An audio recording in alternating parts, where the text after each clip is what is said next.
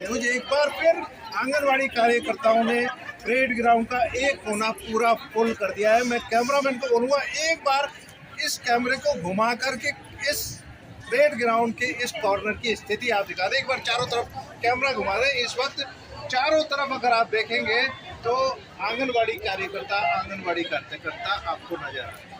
और जब कभी भी चुनावी वर्ष आता है अपनी मांगों को लेकर के आंगनवाड़ी कार्यकर्ता हमेशा पहुंचते हैं और एक बार फिर उन्होंने सरकार को चेताने की कोशिश की है। रेखा नेगी जी मेरे साथ में है। रेखा जी एक बार फिर आप मौजूद हैं और इससे पहले भी कई धरने प्रदर्शन आप कर चुके हैं अपने मामले को लेकर के।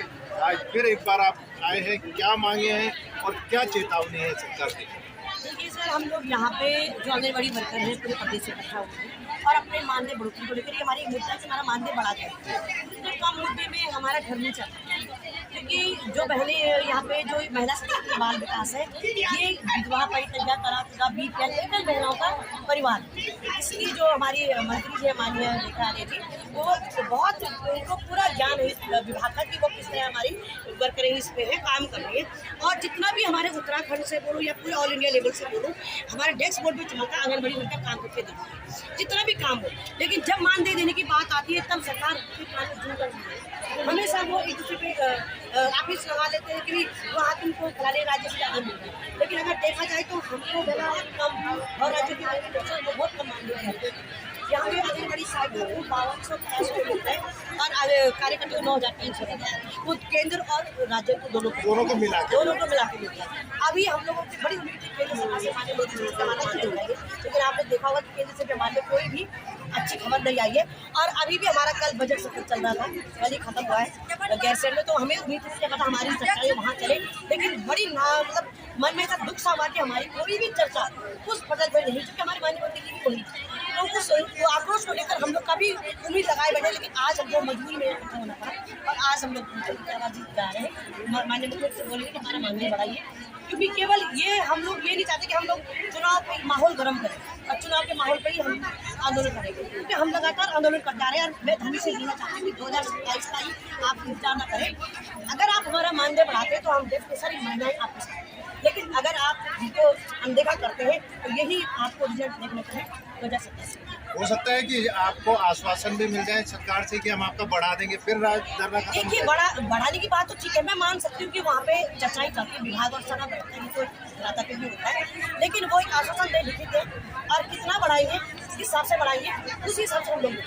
ये आपको तत्काल चाहिए या चुनाव के बाद चाहिए? ठीक है, तो अभी चाहिए, तत्काल चाहिए, चुनाव की बात ही नहीं है। तो फिर आश्वासन मिलेगा तो फिर चुनाव के बाद? नहीं, चुनाव के नहीं, हम तो ये चाहते हैं। देखो क्या होता है, 2 दिन का टाइम तो लगता ही है, क्योंकि विभाग है, विभाग उस पर बैठ कर चर्चा करेगा हमारा विभाग अधिकारी भी। लेकिन मैं ये चाहती हूँ कि अप्रैल जैसे नेक्स्ट सत्र चल रहा हमारा, उस तक ये पूरा फाइनल करते हैं। मार्च फाइनल चलेगा, कैबिनेट बैठेगी, तो हमारे सब जगह मोहर लग गई है, लेकिन आंगनबाड़ियों के मानदेय में मोहर लगने में बड़ी ये विचाराधीन बात जियो में भी कहीं दिखने को मिलती है। अभी सैनिटरी नैपकिन की बात भी पहले आई थी, उसमें भी उन्होंने 1 रुपये को विचाराधीन कर दिया था। क्यों आंगनबाड़ी को इस तरह अनदेखा किया जाता है, जब आपको पता होगा कि हर जगह आंगनबाड़ी को खड़ा किया जाता है? अच्छा, आपके आंदोलन को क्या सरकार सीरियसली लेती नहीं है? नहीं, आंदोलन नहीं रहती है, यही तो बात है कि महिलाओं को अगर ये पुरुषों का आंदोलन भी, जैसे यहाँ पे बेरोजगार संगठन का आंदोलन था, लड़के थे क्योंकि वो दारू पी के हुजन बजाते, उन्हें पता है ये तोड़-फोड़ कर देंगे, क्योंकि पुरुष चाहते हैं ये महिला सशक्तिकरण में महिलाओं का ही शोषण किया जाता है। आप देखिए ना, कितनी महिलाएं के ये घरबार नहीं है, ये भी बाल बच्चे हैं, लेकिन वो सड़कों पे क्यों है? क्योंकि पैसे का लाभ से इसलिए कि अपनी मांगों को मान सके। लेकिन सरकार महिलाओं को हमेशा कहते हैं हमने महिलाओं को सशक्त कर दिया, लेकिन किस विभाग को देख के लगता है कि महिलाएं कोई भी सशक्त। अच्छा रेखा जी, कई बार हमारी जो है अधिकारियों से बात होती है तो वो ये कहते हैं कि काम ही कितना है आंगनबाड़ी कार्यकर्ताओं पे, मुश्किल से 2 या 3 घंटे का हम लोग काम लेते हैं उनसे, तो मानदेय भी तो उसी प्रकार से देंगे या घंटे के हिसाब से? यही तो दुर्भाग्यपूर्ण बात है हमारी कि हमारा विभागीय अधिकारी जो खुद अपने जिनके सिग्नेचर से हमारे पास कागज आते हैं, वो विभागीय अधिकारी बोलते हैं कि हमारे 3 घंटे काम करते हैं। मैं कह रही हूँ हमारे 8 बजे से 12 बजे तक 12 से 1 हमारा, उसके बाद हमारा भ्रमण होता है, उसके बाद कोई भी आप सोचिए भगवान देखिए हमारे केंद्र कितने दूर है, उसके बाद भी जो सुपरवाइजर होती है वो हमको बोलती है आप ये काम करोगे, फलानी जगह जाओगे, फलाना काम करोगे, हर ऐसा का काम हमें दे दिया, बीएलओ का काम हमें दे दिया, काम कोई भी काम हो, इतना तक कि मनरेगा का तक का भी काम हमारे आंगनबाड़ी को खड़ा रहना, वहाँ सारी करती हूँ। अच्छा, रैलियों का काम भी आप ही को दिया हुआ है? बिल्कुल, आप देख रहे हो कि परसों हमारे हरिद्वार में जितने बड़े हमारे गृह मंत्री आए थे, तो गृह मंत्री में करीब 100% से 80% आंगनबाड़ी हमारी वहाँ मौजूद थी।